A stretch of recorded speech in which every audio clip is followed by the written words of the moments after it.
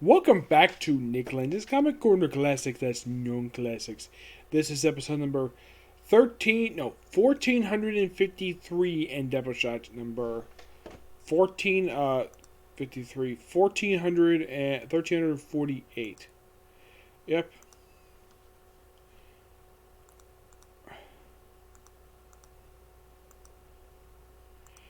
Alright, now I have pretty much one one DC trade, one Marvel trade.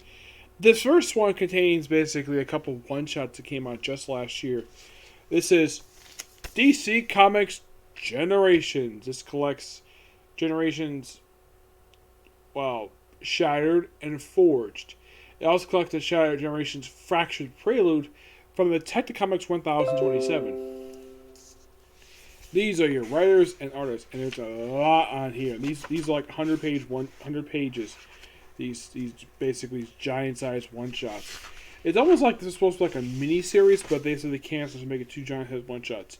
We have the writing team. We have Dan Jurgens, Ryan Venditti, and Andy Schmidt. The artists. Oh boy, there's a lot. A few of these people now, some people are very familiar with. A couple of them I've actually met in person. I have Abe Reyes, Joe Perito, Scott Hanna, Ferrero Passori, Osclair Alberts, Aaron Lipsy, met this guy. Matt Ryan, Emalia Leprio, Wade Von Leber, Bernard Chang, Yannick Puck, yes, I met this guy. Kevin Nolan, Dan Jurgens is also the artwork in this one too. Claude Johnson, Paul Pelletier, Sarah Hope, John Mia Jr., Doug Brothwaite, Rags Morales, met this guy, and the next one, Mike Perkins, Marco Sanati, Noah Bram, Cullen Duran, and Brian Hitch. Wow, that's a live artist. Well, these are giant size one shots, so it's perfectly acceptable. The cover here is done by Abe Reyes, Joe Perito, and Hi-Fi, who is a colorist. Yep. Now, the DC Comics one is interesting to say the least. Now, mostly, but I kind of discussed this before already.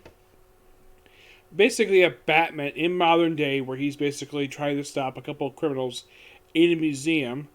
And then, of course, he sees, like 1930 something. He basically beats up a werewolf. Basically, at this museum, he's battling, of all people, the Calendar Man, who looks different. I'm not really sure why the heck he looks like this for. Like, first you have Fire, where basically Glorious Gallery donated by Dr. Martha and Thomas Wayne, 1985. And then Flashlight happens. And then where all of a sudden, and Batman himself probably didn't notice this much at all. Apparently, we just went back in time to the 1930s, where basically it's now 1915, where he donated this in 1985. I should point out, though, the outfits they're wearing. I mean, if you look at these two outfits here, it's clearly from the 80s. And the outfits in this painting here is from the early 1900s. Yep. Oh, yeah, and you know this is the 1939 Batman because the purple gloves. Yes, Scott Snyder had nods in Batman Zero Year. And he's basically running me, he's like, things have changed. And then Kamandi shows up with skeets on his arm. Yes, this is actually explained in the pages of Generations Forged. Generations Shattered. Where this is given to him by an older Booster Gold. Yep, and he has to basically form a team of people. He takes Batman. He takes Batman from the 30s. You have Steel from the 1980s. You have Starfire from the Marvel and George Perez run. You have Dr. Light, which for her is not long after the events of Crisis on Infinite Earths. And in the case of others, you have Sinestro when he was the Green Lantern. That's interesting. Not Hal Jordan. Not any other human Green Lantern. It's Sinestro when he was still a member of the Green Lantern before he became a Yellow Lantern. And you're probably noticing, hey, look, is that Superman? No, that's Superboy. And you're probably thinking, is that John Kent? Nope. Is it Connor Kent? Nope. It's Clark Kent. And you probably scratch your head, when the heck that happened? Well, the Silver Age. Yep, the Silver Age. I'm glad the fact Dan Jurgens basically had nods to that. So, Oh, and he mentions that, I think Skeets mentioned that, yeah, you took the wrong person. Like, the person they wanted was not Superboy, but Brainiac 5, which I thought that was so cool. The fact he wanted Brainiac 5. And then goes to the vanishing point where you have the Linnerman. And I love the fact this book is so much a love letter to Jack Kirby. Well, we also have appearance by the Wave Rider. Remember this guy? Yep, Dan Jurgens created him too. And the villains they pop up in here, basically the main villain in the storyline is called Dormus. And, oh yeah, what's Steel doing? Fighting Cyborg Superman. Yep. We have Dr. Light, the second one, fighting Hector Hammond. That's an interesting one right there. Yeah, and then we have appearance by Booster Gold. Because, of course, basically, Booster Gold. Because it's Dan Jurgens. You can't basically have a book without Booster Gold showing up here. And look at this. 1983. This is probably just after the start of the new Teen Titans series. My guess is this is probably well before the events of the Juice contract. That's my personal guess anyways. Oh yeah, and Starfire's taken too. Yep. Now as for the Linear Men, who were kind of in the way supporting villains in the storyline, we have OMAC, that's a Jack Kirby character. Knockout, I believe this is a Ron Martz character. Major Force, this is a character created by Cary Bates and Greg Weisman. Yep. Nemesis Kid, former lead superheroes. Eradicator, Reddick the Ravager, Laurie Lee, Matthew Ryder, Artemis. I believe this Artemis is the one from the 90s, and the Ultra Humanite. Yep, great to see this page is drawn by John Romita Jr. Yeah, and I love basically who they battle with each other. Like, you have the Eradicator take on Steel. You have Starfire. You have Knockout taking on, I think it's Dr. Light, but this is like so funny. You have Batman taking on frickin' OMAC. That's interesting. Especially since he does know this is actually Buddy Blank. By the way, you can tell by the design, this is the classic Jack Kirby one, which is so cool. I love the Jack Kirby stuff in here. And here's your villain here, Dormatus, who is an old enemy of the Legion of Superheroes, which, that's interesting. I'm surprised Dan Jurgens brought this guy in. Yep, you have various things show up in here, like, we have various stuff in the time stream. We actually have a Manhunter. We have the stuff for the War Time Forgotten. Not happen on Island, but in the city. We have Jonah Hex taking on a freaking Manhunter. Yeah, that's interesting. You have Wonder Woman from the Golden Age taking on one of the members of the Fearsome Five. And, of course, the rest of them. Yeah, Wonder Woman, basically the JSA take on the Fearsome Five, which they are Legion Superheroes villains. Yep. You have the female Shining Knight. Yeah, that's a Grant Morrison character. You have Doomsday taking on, yeah, this guy here. That's Doomsday. Before he lost all his stuff there. You have Aquaman Mirror taking on some gunslinger. I don't remember who he is.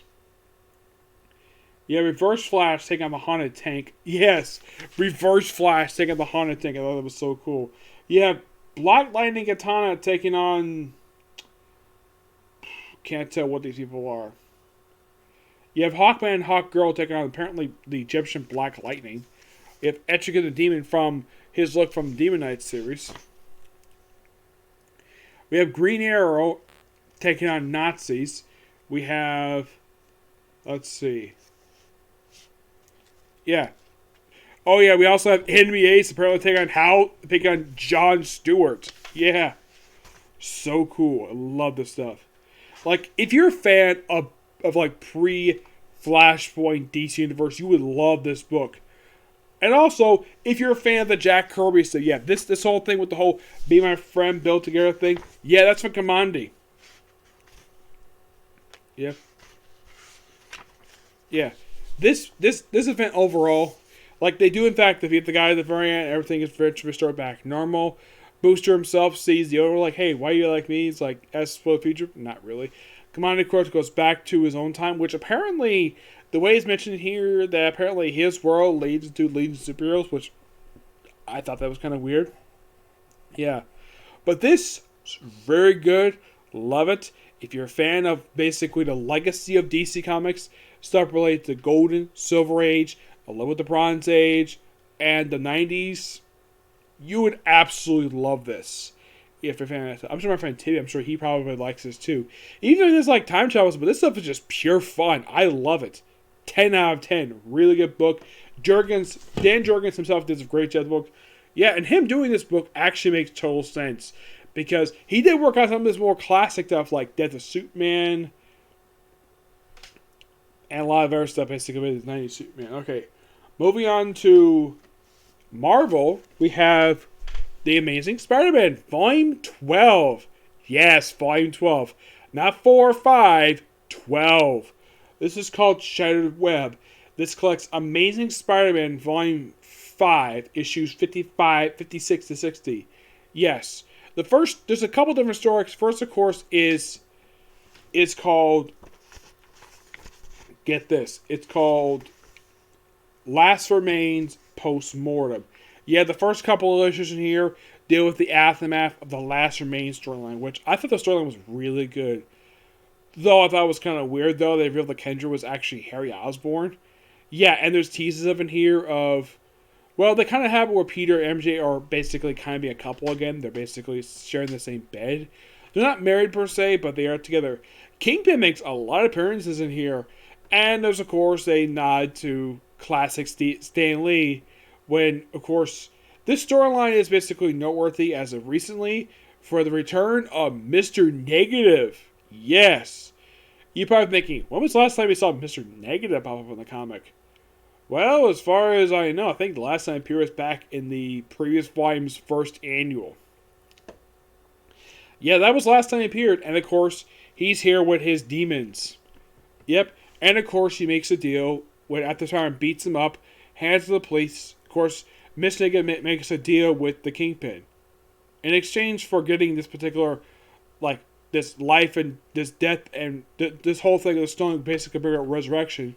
In exchange for this, he gets all of his territory back plus more. And, of course, he gets to work with some crime bosses. Yep. Which I thought was so cool.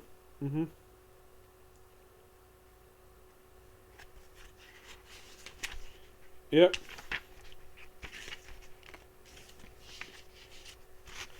And the crime bosses he's working with is, well, you have a new crime master, Silvermane, Hammerhead, looks like the Owl, Madam Mask, I think that's supposed to be Diamondback, that's Willis Stryker.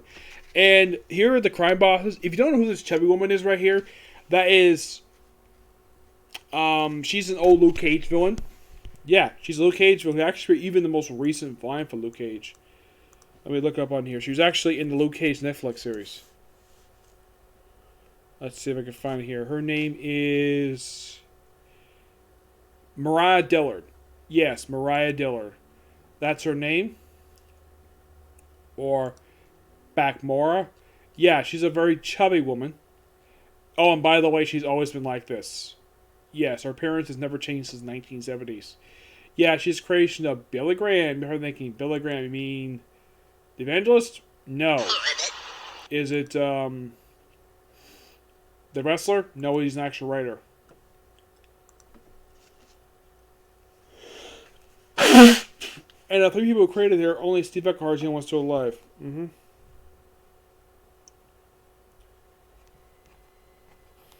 Yep. So, Miss Negative agrees to work with these criminals. And we'll set some more for later. 60, just a standalone issue. Basically, 57 to 58, 59 is 2-parter, which features Mr. Negative.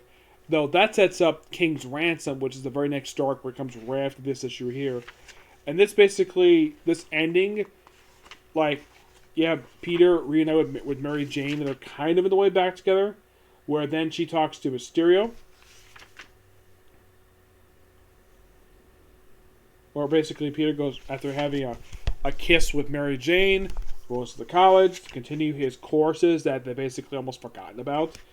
And after Mary Jane talks to Mysterio, Then we have Doctor Strange. Yes, Doctor frickin' Strange, who's back in the classic Steve Ditko look, which I'm so happy. I actually love this look for him. He goes into a casino. He's like, I need to see him. No visitors. And he's like, he touches the ammo, like, get on my says no visitors. He blows the door open. And then apparently we see this. Boss, I'm sorry. He will listen. It's alright, Jeffrey. I always have time for the good Doctor Strange. Honestly, Steven, it would kill you to make an appointment. Some of us have a business to run. Yes, curious that. I expected this place under new ownership, or better yet, burned to the ground, given your recent return-proof position.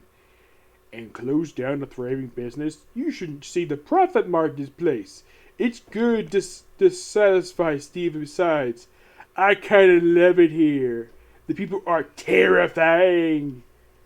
Enough, I'm not here to play games with you, a powerful demon that's running loose, targeting a friend of mine. He called himself Kindred. Never heard of him. And if I had, most of my former employees don't leave forwarding addresses. I'm very much used to you. Oh, I doubt I found that to track him. That's not what I need from you. No, what I found when I looked at the answer. Tell me, devil. What's wrong with Peter Parker's soul? And who was Doctor Strange talking to? The villain, the evil mastermind behind the awful story, One More Day, Mephisto. And also the same guy who basically ruined Johnny Blaze's life when he became the Ghost Rider.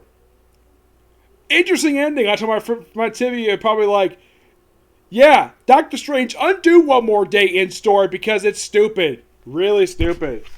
Yeah, we have a great cover gallery here. Of course, this whole book is written by Nick Spencer. Artwork is mostly done by Mark Bagley, with the exception of like 2 issues. Yeah, 50, 56, 57, 60. That's all Mark Bagley.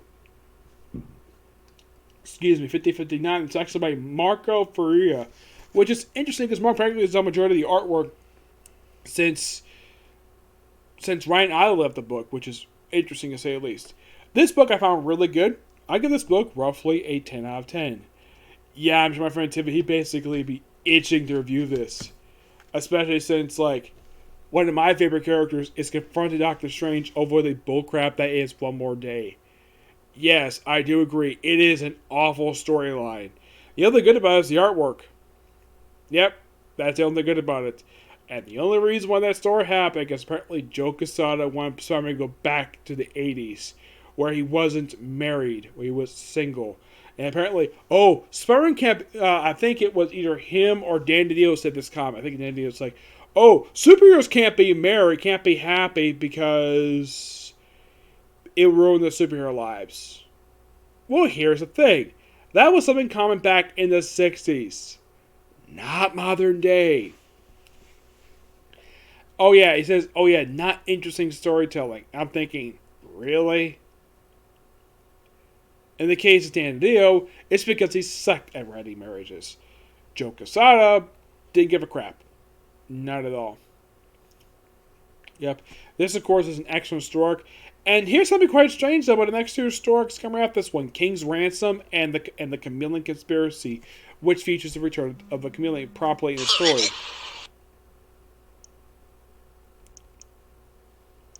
Yes. Each one of these 2 storylines conclude in a giant-sized one-shot. I am not kidding about that. That's seriously what they do for some reason.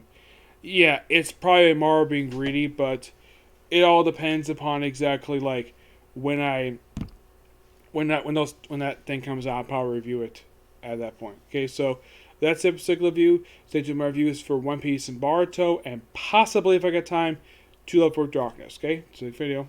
Bye.